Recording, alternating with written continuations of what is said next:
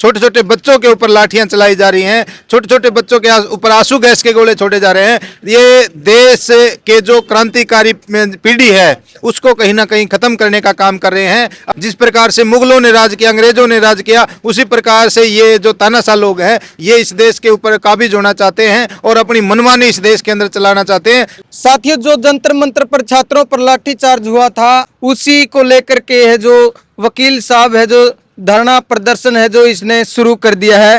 तो नमस्कार जी। जी नमस्कार भाई। तो ये बताइए सबसे पहले आपका उद्देश्य क्या है इस धरना प्रदर्शन करने का?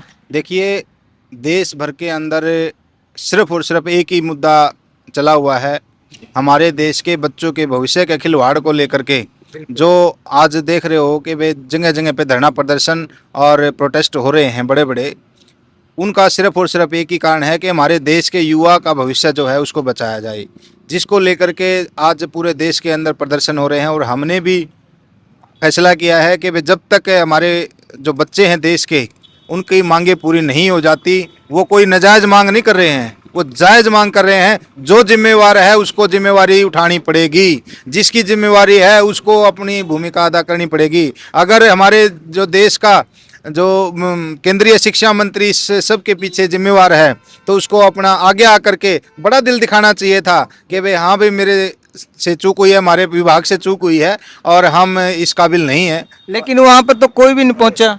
हमारे जो देश के गृह मंत्री का, हमारे जो देश के प्रधानमंत्री का और जो देश के हमारे शिक्षा मंत्री हैं, उन सभी को लेकर के हमारे देश के अंदर इस्तीफे की मांग चल रही है। पूरे देश के अंदर जगह जगह पे जो है प्रदर्शन हो रहे हैं, वो किस लिए हो रहे हैं? वो इन्हीं के लिए तो हो रहे हैं।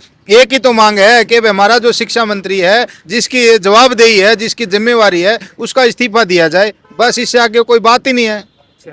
तो ये बताइए, जैसे रात को है जो मोदी का भी बयान आया है इसको लेकर के, छात्राओं को लेकर के, तो क्या कहेंगे आप?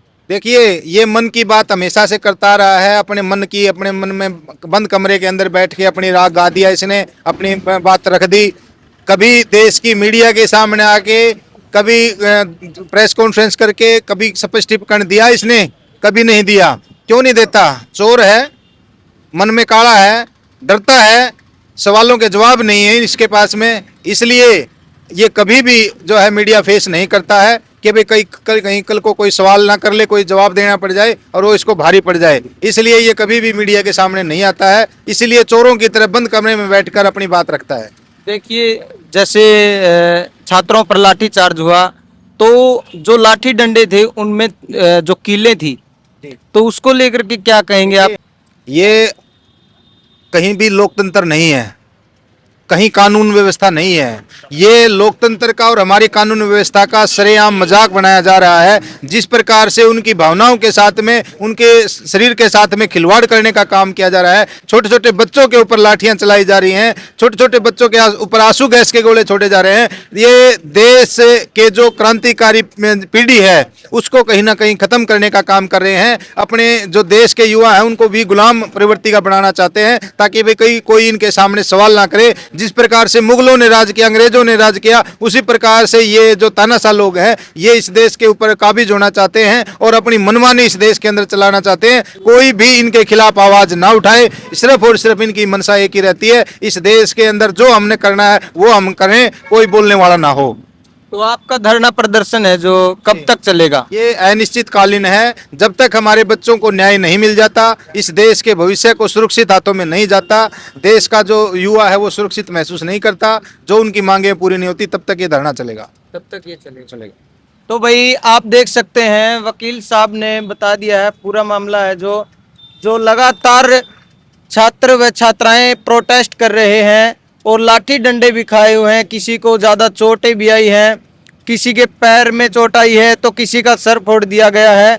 पुलिस प्रशासन की जो इतनी गंदी कर लिया। अच्छा, 18 बच्चे खुद परेशान होकर के इस देश की व्यवस्था से वो अपनी जीवन लीला समाप्त कर चुके हैं। और एक बच्चे की प्रदर्शन के दौरान पुलिस के जो गुंडे थे उनके द्वारा हत्या की गई है। और हम चाहते हैं कि वे उसके खिलाफ में भी हत्या का मुकदमा दर्ज हो। जो भी वहाँ पे उस टाइम पे जिम्मेवार थे उन सब के खिलाफ में भी हत्या का मुकदमा दर्ज हो जिन्होंने ये कांड किया है। और बाकी जो बच्चे घायल हुए हैं वो अपने आप घायल नहीं हुए हैं, वो इनके द्वारा किए गए हैं। अगर ये आक्रोशित नहीं करते उन बच्चों को ना भड़काते, बच्चों के ऊपर लाठीचार्ज ना करते, तो आज इतने बच्चों, हजारों बच्चों के ऊपर जो अत्याचार हुआ है वो ना होता, जो वो मतलब जो पीड़ा का उनको सामना करना पड़ता है वो नहीं करता। लेकिन हमारे देश के युवा का आप ये देखो कितना शांत है, आज भी वो कहीं ना कहीं शांति प्रिय तरीके से अपनी बात रख रहा है।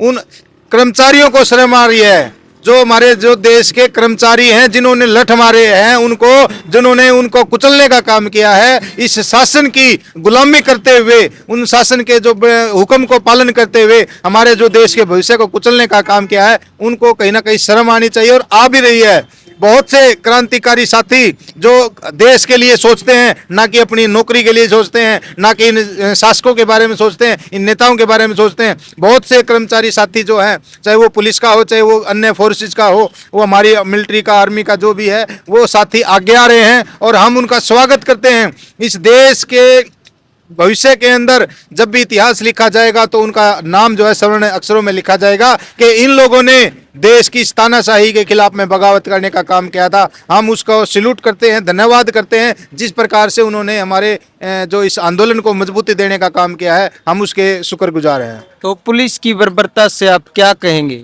पुलिस की जो बर्बरता है वो कहीं ना कहीं इस गुलामी की निशानी है, जो उन्होंने इन शासकों की, इन नेताओं की गुलामी करते हुए हमारे देश के बच्चों के ऊपर बर्बरता की है, कुचलने का काम किया है। ये बिल्कुल गैर कानूनी है और इसकी कहीं ना कहीं आने वाले समय में उन लोगों को जवाबदेही देनी पड़ेगी, जवाब देना पड़ेगा। वो ऐसे छिप नहीं सकते हैं। देखिए, पहले सिर्फ और सिर्फ ये एक पेपर लीक का मामला था, लेकिन अब जो है देश की राजनीति के द्वारा और जो शासन प्रशासन है उसके द्वारा तानाशाही जो की गई है, जो बर्बरता की गई है, अब ये एक मामला और जुड़ गया है इसके साथ में।